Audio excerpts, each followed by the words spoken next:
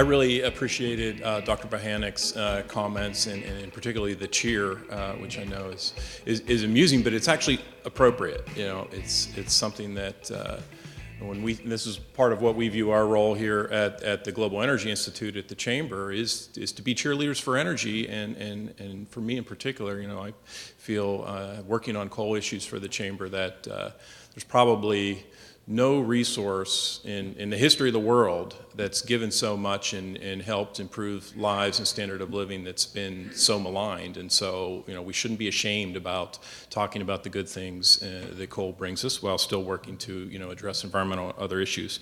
And Dr. Bohanek's cheer just reminded me, I want to share, I'm kind of filibustering myself, but if you didn't see, Secretary Perry spoke before the National Petroleum Council, I think yesterday or Monday, and he was interrupted by protesters, you know, sort of saying that he was going to end the world. And he had a great response. He said, after being interrupted several times by protesters, Perry launched an extended diatribe against environmentalists criticizing the industry's record on climate change.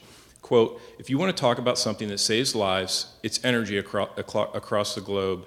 You're involved in an industry that saves lives, lots of them every year around the globe. I say, hear to that, and you know, we need more of that. So, okay.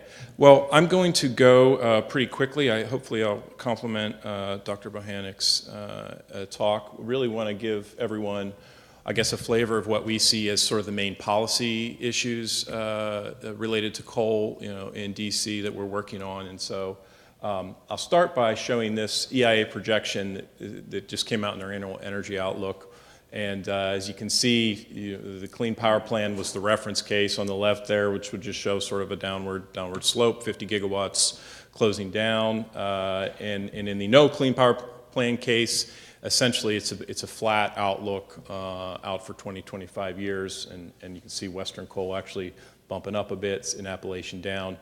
What I want to kind of work through is that projection. Everyone knows EIA projections. EIA is fantastic, but they're sort of placeholders. There's so many variables and assumptions that go into these that obviously that forecast can go up or down based on all sorts of things. So I want to kind of walk through and I sort of organize this as a top 10, maybe to kind of keep it moving, and talk about 10 things that I think are important in going to drive what actually happens with that forecast, whether it goes up or down.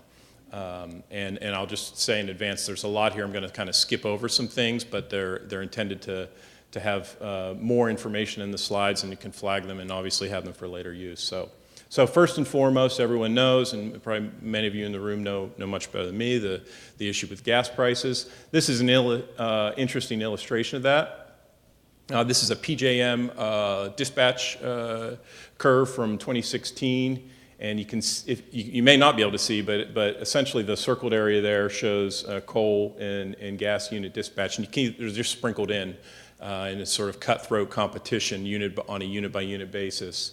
And I think 5 years ago, many of you would know, 10 years ago, it wasn't necessarily that way, where you would have coal coming off first and then gas. And so this just illustrates the sensitivity, the heightened sensitivity of coal to gas prices. And S&P actually reports, so this number sort of blew me away, that every 10-cent change in gas will move 4.5 tons of eastern coal up or down, and 8.5 tons of PRB coal up or down. So that's really striking to me. So you look at, you know, every penny matters, I think, and that's why we would certainly rank, you know, gas prices as number one, and there's certainly all sorts of other factors that are going to weigh into what happens to gas. And one thing I should note, by the way, that EIA forecast that shows coal flat going out through 2035, that assumes gas in between around 450, 550 up through 2030. So pretty optimistic and bullish if you look at the recent records. So I cheated a little bit because I couldn't fit everything into 10, so we've got a 1B. And 1B is economic growth, and everyone understands this, but there are some interesting recent illustrations of that. And so one is EIA came out with their International Energy Outlook just a couple of weeks ago. And the headline narrative and several stories were written to say, oh my gosh, coal now is going to be flat, really basically in 2020, and it's going to peak, and it's all downhill from here. And you know, the storyline was that this just shows that coal is no longer competitive. Well, if you look into the numbers on the right there, it shows the main change in EIA from the prior forecast in 2013 was they just assumed lower economic growth. They assumed 2.8% global economic growth annual as opposed to 3.6. And that's what drove everything down, and including, gas was lower, nuclear was lower, et cetera. Now, coal certainly is the most sensitive and takes the biggest hit on that, but it underscores the point that I think rising tide lifts all boats, and so global economy and domestic economy will hinge on that. Chambers, our 2017 tagline is #Let's Grow, and we're focused on all these things, and so this is just sort of same numbers on the domestic side of things. And it shows that even a small 0.5% GDP change can translate into really 2% electricity demand growth over time. And so I think my takeaway from this is when you look at what's happening, Congress is stagnant, but watch tax reform, infrastructure bills, anything like that that can goose the economy can really make a big difference, and that's why we rank this as 1B. And to the same. On the flip side, you have a trade war or a recession or something else, and you're going to have all sorts of downward pressure. Number 2, grid policies. This is the big debate in Washington, as many of you know, really in many ways initiated from Secretary Perry's grid study, which was very sober and unfortunately politicized, but I think that was a great lay of the land. I think everyone knows this story, but you have all these market pressures on baseload, coal and nuclear, and there's not a reliability concern right now, but there's all this talk now about resiliency, and I don't think there's necessarily folks are agreeing on how to even define resiliency other than the ability to withstand extended outages, and what does that mean, and at least as I see this, that it's one of these things that I guess it's the old frog in the boiling water where they don't notice it. I don't even know if that is actually true. I've heard that the frog jumps out, but where there's not a problem right now on an individual unit basis, there's not necessarily a concern, but these are irreversible decisions, and so you have this sort of gradual pressure, and you have to realize at one point, do we want a future grid that is essentially gas, wind, and solar?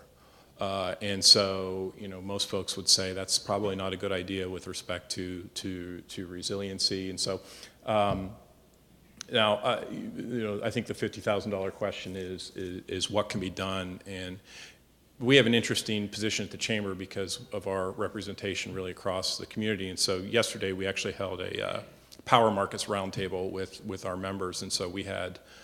Oil and gas producers, manufacturers, supply chain folks, utilities, coal, et cetera, all there at the table. And the idea was to kind of force a little bit of a debate among them to say, is there any common ground here? And it was a really interesting discussion. We didn't arrive at any solutions. In fact, I would say there's a lot of strong markers being led.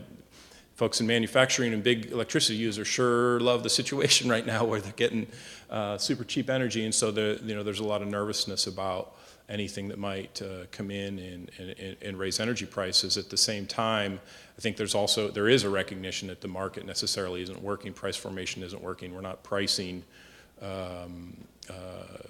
long-term reliability in where you're having a clearing price where interruptible supplies or intermittent resources are kind of winning out. So I don't know what's going to be done, and I don't know if anyone knows what's going to be done. FERC's studying it now, but it's definitely something to watch. So, and I should mention, I didn't not plugging ourselves enough. We actually just released a study a week or two ago that tried to quantify the economic impact of a diverse grid, and particularly with respect to baseload. And so it essentially modeled economic impacts if you didn't have coal and nuclear, if you had an insignificant amount of coal and nuclear on the grid and had 1 million jobs, 158 billion GDP, et cetera. So that was done by IHS and is available on our website.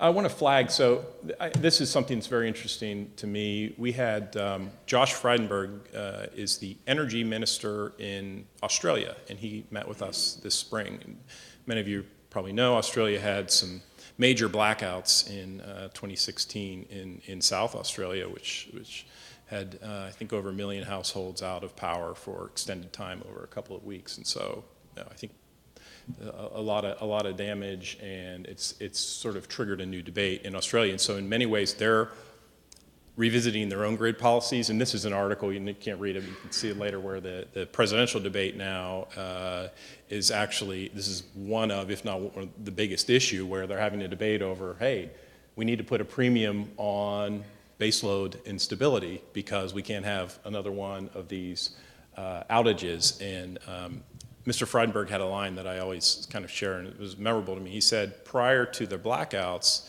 and by the way, part of the cause of the blackouts, I think, was probably an overbuilding of wind in South Australia that led to this instability. And so he said, prior to the blackouts, the national debate on energy was all about placing price on carbon to reduce the hazard of carbon. He said immediately after the blackouts, it turned to realizing that maybe we have to price intermittency to reduce the hazard of intermittency. And so I think that's something that may be a different way to think about it here in the U.S. Number three, kind of broad category is subsidies and mandates. Again, everyone knows the story. The first bullet is the alphabet soup of sort of market distorting policies that are pressuring baseload. PTC is probably the biggest among them. There's already all sorts of pressure. AWEA forecasts 45 gigawatts of wind still coming online before the PTC expires, and PTC expiration is getting phased down already. But the way that the program's eligibility works, they're going to be building out heavy into 2022. Same with the ITC, the investment tax credit for solar. You can see a huge drop off there in 2022, 2023. So again, this is just going to exacerbate these pressures. I think if anyone were to handicap it, there's not probably much focus on changes in these areas, but I don't know. And by the way, you can layer on state RPSs. We don't have time to go into them. PERPA, a big deal in certain markets, net metering, all sorts of other things. And so a lot of downward pressure from that sort of collection of issues.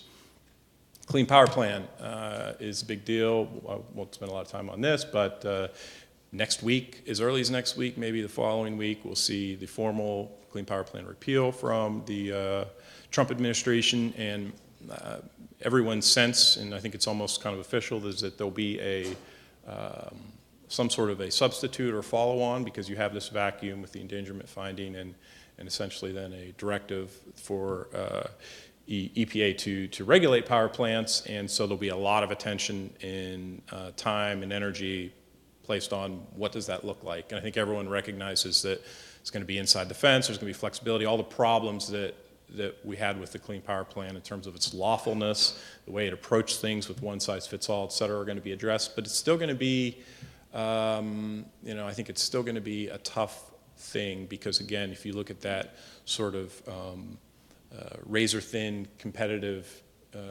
pressures on coal, even if you have something that's really, modest inside the fence regulation, that could pressure some units and be an issue. So it'll be interesting to see how that goes.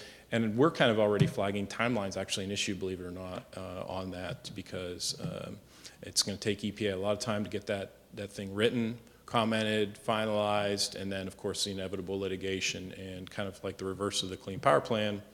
If there's a change in administration in 2021, you could find yourself where they put an abeyance on it, and then they go saying they're going to go rewrite your rule, and it's regulatory whiplash, which is certainly not good from a certainty perspective.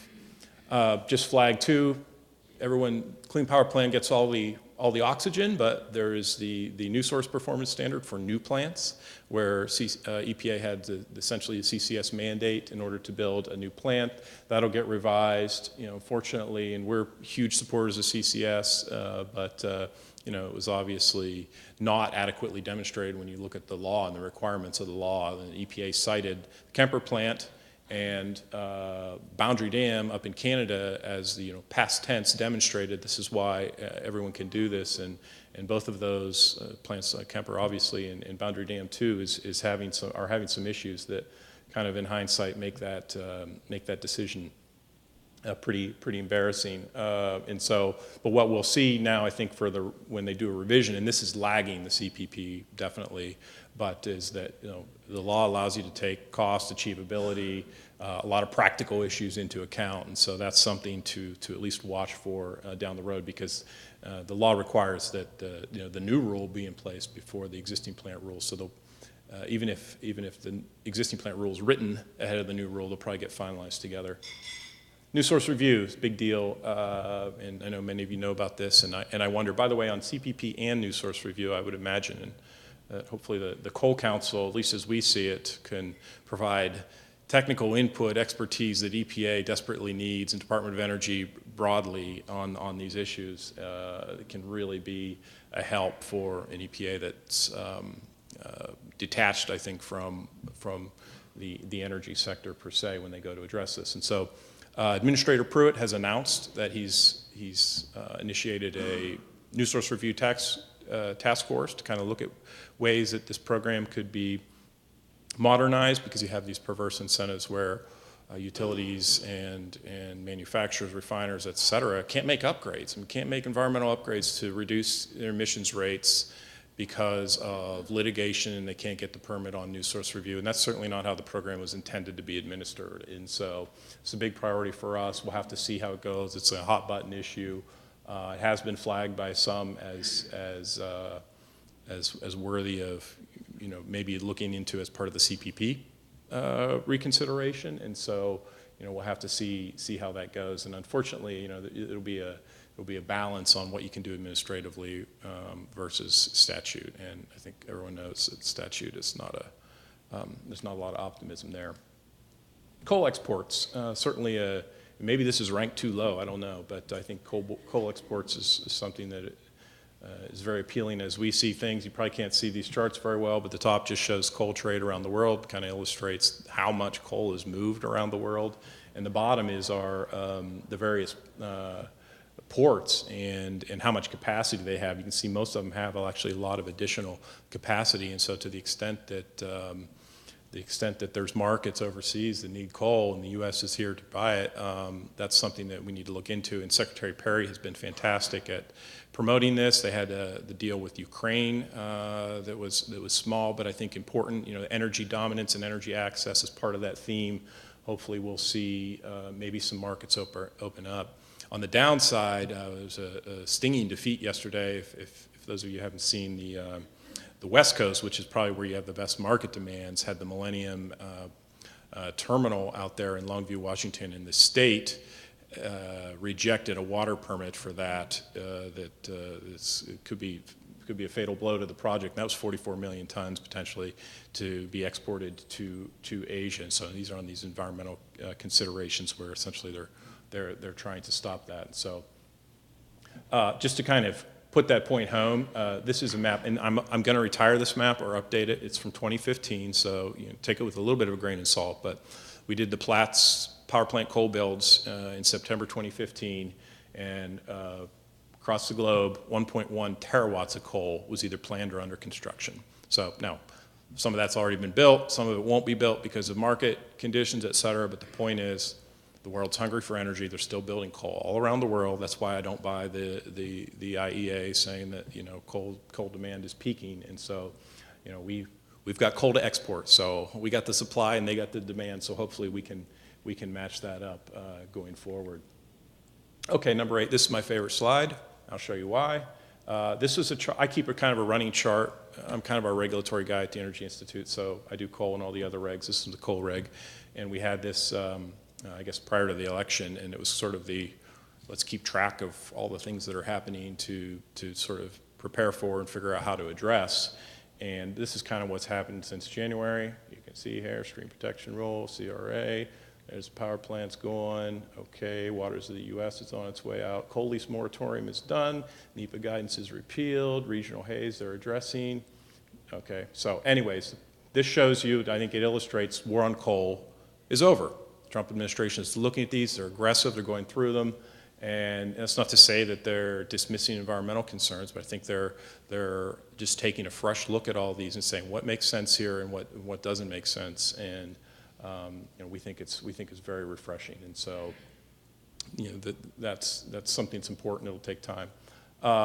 You can also see I cheated here too. This was an accident, but we got number 8 and we got number 8, so I have 12 actually.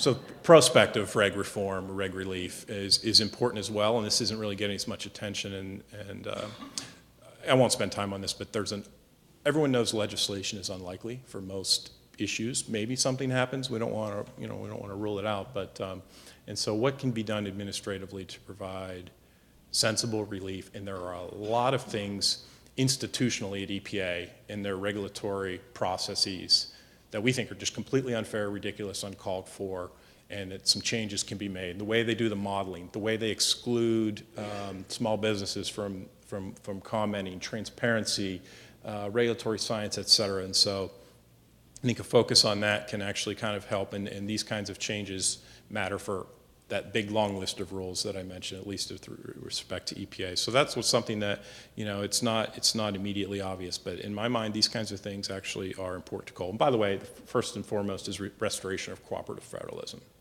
All those rules I was mentioning before, regional hay is a good example, where EPA came in, I'm digressing slightly, but here's a stat that'll blow you away.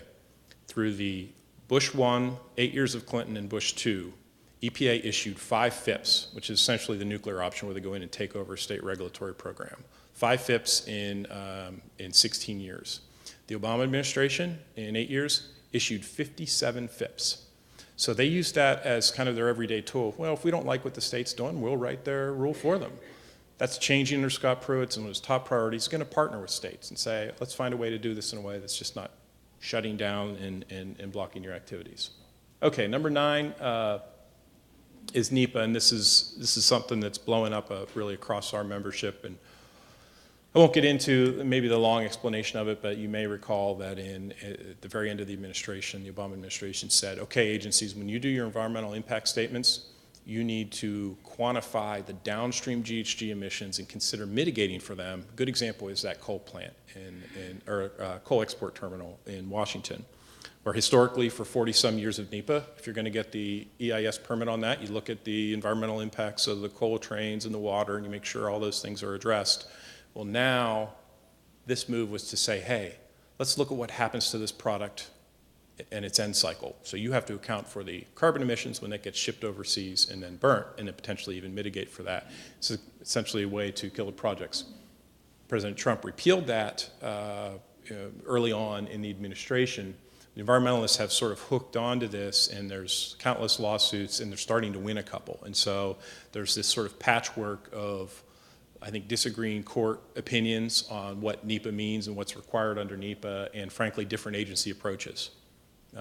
You got Army Corps, you got BLM, you got all these folks that are doing these, and so we think certainly some clarity is needed, and maybe that clarity is, okay, yeah, you should do some kind of an analysis here of downstream impacts, but there's definitely a tension, and even just last week, a big coal lease in, I think, Wyoming, the 10th Circuit remanded it, saying, hey, you got to tell us what the impacts of downstream emissions are. So something to flag, watch NEPA. I think it's going to be a big debate in Congress administration. Finally, this one is probably the most obscure, but it's a little bit of a semi-obsession of mine, and that is state policies, but really the California cap and trade. So in July, California extended its cap and trade program. This has gotten almost no press in Washington and no attention. We've sort of looked into it, and it is, in my opinion, the only cap and trade program in the world that has real teeth. You could argue Sweden, a couple others, but for the most part, most of the cap and trade programs across the world have essentially, the design has been to have the price so low that there's really only modest impacts or no impacts. This one's gonna make a dent. California has to cut 40% by 2030. And that's 182 million tons. The chart on the right shows their economy-wide emissions. Their electric power emissions are pretty low. They don't have really coal or anything, so there's not a lot of places to go. They're assuming massive turnover in their fleet to electric vehicles. They're assuming massive reduction in electric power. That still leaves them about only halfway toward their goal if you give them the reasonable assumptions there, where they're going to have to go after agriculture, commercial industry, et cetera. The reason I mention this, and the reason I think it matters to coal, is the success or failure. If California is having difficulties and there's sort of a political threshold at which folks are not going to accept the economic pain of trying to address this, I think it's going to kind of play back into the national debate, and especially when you look at the timing of this. This starts in 2020, and the first couple years there's some more offsets and things, but that flexibility leaves pretty quickly. And so I think it's really something to watch, because if the voters of California are deciding that they don't think this is acceptable, then it's going to impact here. Where in DC right now, there's almost, even with the Trump administration, there's kind of this air of inevitability of saying, oh, we're going to have carbon constraints, and I'm sorry, I just don't buy it. Okay, I'm going to finish with 2 minutes, and this is not necessarily relevant to my other points, but I always want to mention this, and this is part of this. You know, we've been conditioned on coal to just view it as dirty, and that the environment is dirty, and so I always try to include these. This is a chart from EPA. We call it the greatest story never told. It just shows economic growth, energy consumption growth, vehicle miles traveled, GDP, et cetera, over 40 years, and our aggregate criteria pollutants have gone down 65%. Okay, that's a credit to EPA. That's a good EPA working to say, let's use our resources, but let's do it as cleanly as possible. We would argue the more recent EPA has been, don't use resources, period, shut things down. Same story with coal. Coal generation went up over 35, 40 years, regulated emissions down. Again, EPA deserves credit, utility industry deserves credit. It's a success story, so we say not your father's coal plants. The coal today is, can we make improvements? Absolutely, but it's so far cleaner, and it doesn't deserve the reputation that it has. And then finally, I show this. This was an Earth Day thing that we did. These are PM 2.5 concentrations, which is arguably the pollutant of greatest concern with respect to impacts on health. These just shows most of the countries in the world where and by the way, EPA says the level that's safe for human health is 12. Our average in the US urban areas is 8. If you look at Europe, Germany is up around 20. We have the cleanest air in the world, arguably, except for Australia and Canada, which are sparsely populated. Same story with, these are just urban cities. You can see almost every American city is below that safe level. And you go into Europe, and they're the ones with dirty air, yet we're sort of conditioned to think that our air here is not clean and safe, and in fact it is. So that's my little soapbox, and I'll stop there.